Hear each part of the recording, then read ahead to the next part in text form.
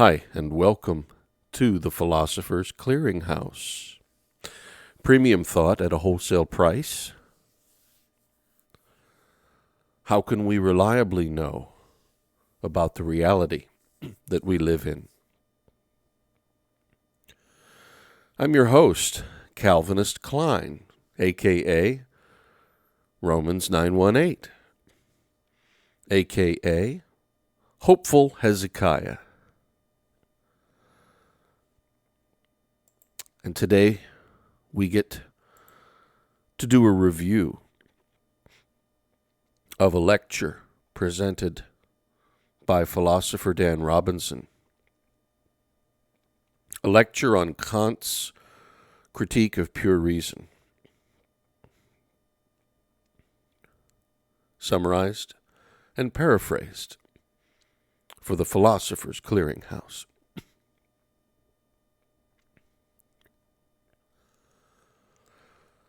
Kant's task was to develop a systematic metaphysics. It seemed obvious, even as one ignores metaphysics, one generally uses it, he said. The human mind should prefer to give up breathing altogether, to avoid inhaling impure air, rather than be expected to give up metaphysics. Therefore, for every thoughtful person, it will exist, even if only as a self-identified pattern, used for the lack of a recognized standard.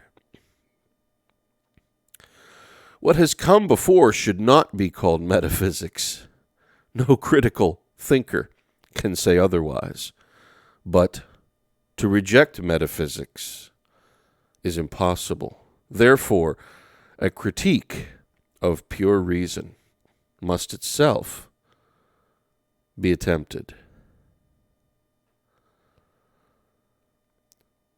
Many have regarded Kant's attempt as a dead letter, but the vast impact in the philosophical literature since Kant attests otherwise.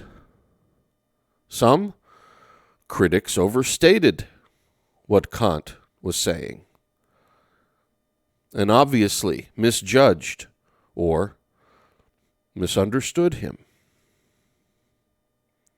Others thought him dry, obscure, and long-winded, and even Kant himself agreed with such critics. Yet some critics were surely more careful and offered reasonable and insightful criticisms of his thought. Kant's interests were widely ranged, including law and astronomy and other sciences. Had he never published his philosophical work, he still would have been a significant scholar. As Kant approached the thesis that made up his critique of pure reason, he stewed in the rationalist and empiricist controversies of his day. He was well read and thought long and hard about things well before he articulated his thought in the critique. He quickly understood the fundamental issues. How far can human reason be trusted? And how far can the faculties of sense lead us reliably in the quest for knowledge of the ontological world? Or put another way, in what ways were human knowledge about reality possible? There was a thought that people used mind and sense, but without fully qualifying or understanding in what ways they could legitimately be used. What was Kant's major thrust and approach? Some have offered 4 major points of inquiry. Number 1, to refute extreme versions of skepticism, especially and including the corrosive work of empiricists such as David Hume, and to offer a sustained defense of rationality contra Hume. It is important to consider the distinction between a mediate versus an immediate access to knowledge. Sensation is a immediate form of access to the external world. That means it is a middle link between the external world and the internal self. But apart from another guaranteed and certain immediate way of validating such knowledge, how can one be certain of the information provided by the senses? Some, like Thomas Reid, offered that human knowledge did have an immediate aspect that resolved the issues associated with immediately acquired knowledge. 2, Kant wanted to ground the objectivity of the scientific method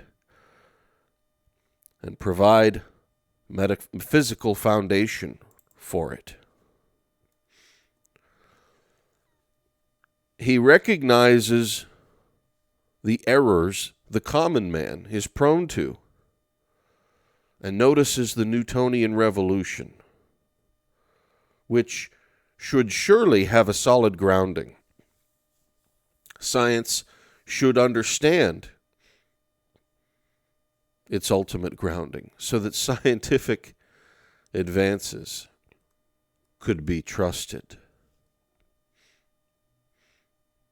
3, Kant wanted to defend the study of ontology. What is there? Locke argued that people only had a nominal understanding of things, not a real knowledge of their essence. So, who could know reality? We could only know appearances. This is a legitimate problem. But Kant's thesis was that ontology can even be inferred to some degree from such a limitation.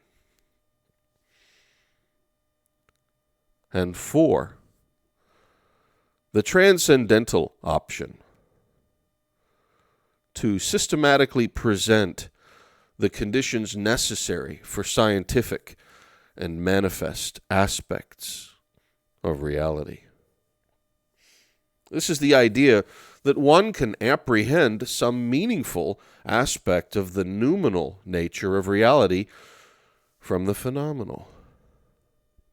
As Kant said, when once reason has learned completely to understand with its own power with respect to objects of experience, it should be able to determine with certainty the extent and limits of its employment beyond experience.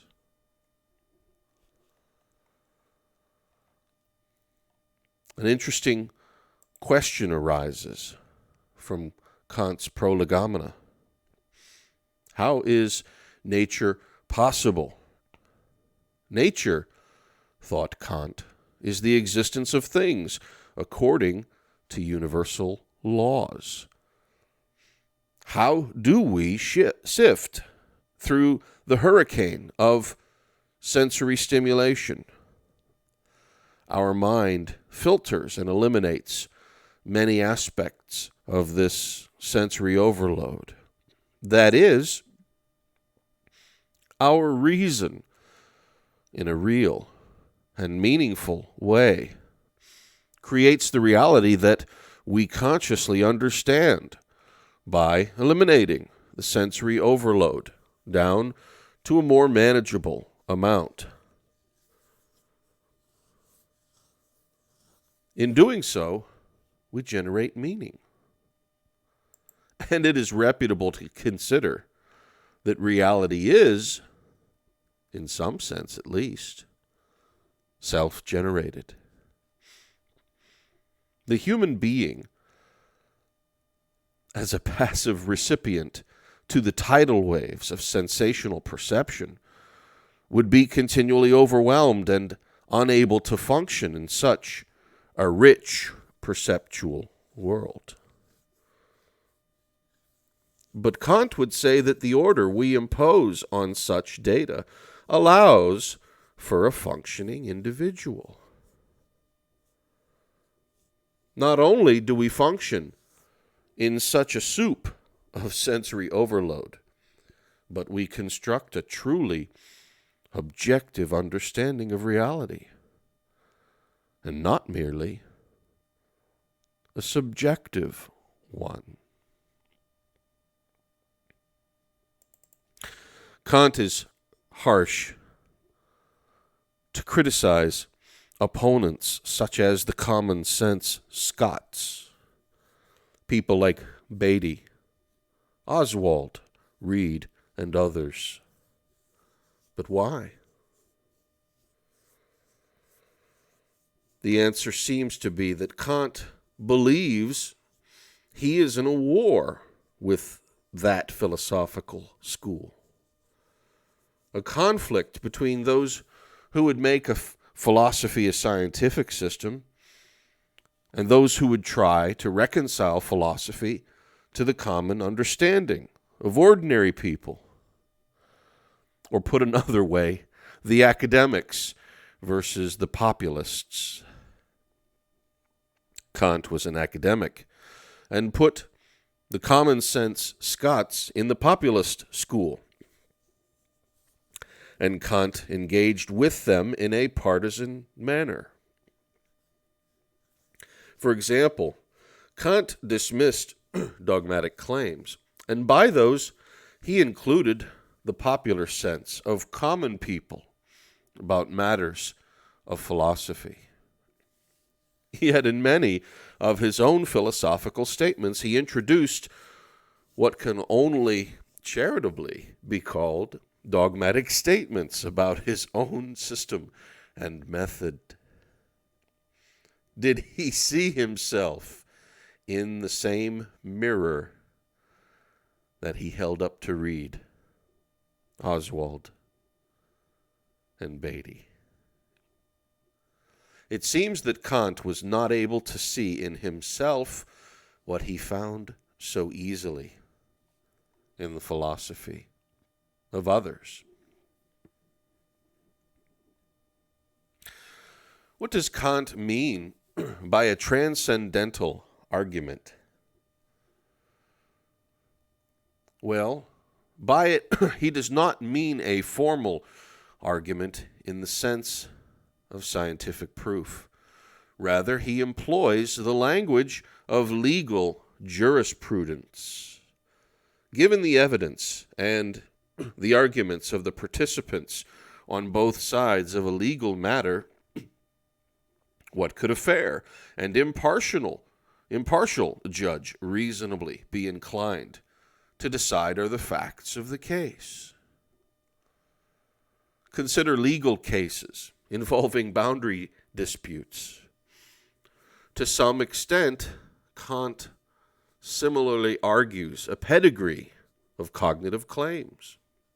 Follow the reasons back through to the beginning of the argument as something of a legal brief. Would it be reasonable for a judge to conclude a satisfying legal argument has been made? This is the transcendental idea. It is interesting that in contemporary sciences, many aspects of today's scientific understanding seem to validate the approach Kant pioneered. Far from being a dead, old, and uninteresting form of stuffy Prussian thought, Kant seems more relevant than ever. The way we understand reality often seems to closely follow the ideas about cognition that he presented. Great benefit can be obtained in the study of his thought.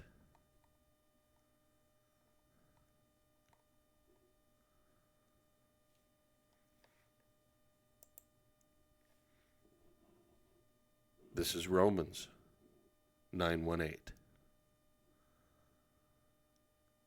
For the Philosopher's Clearing House.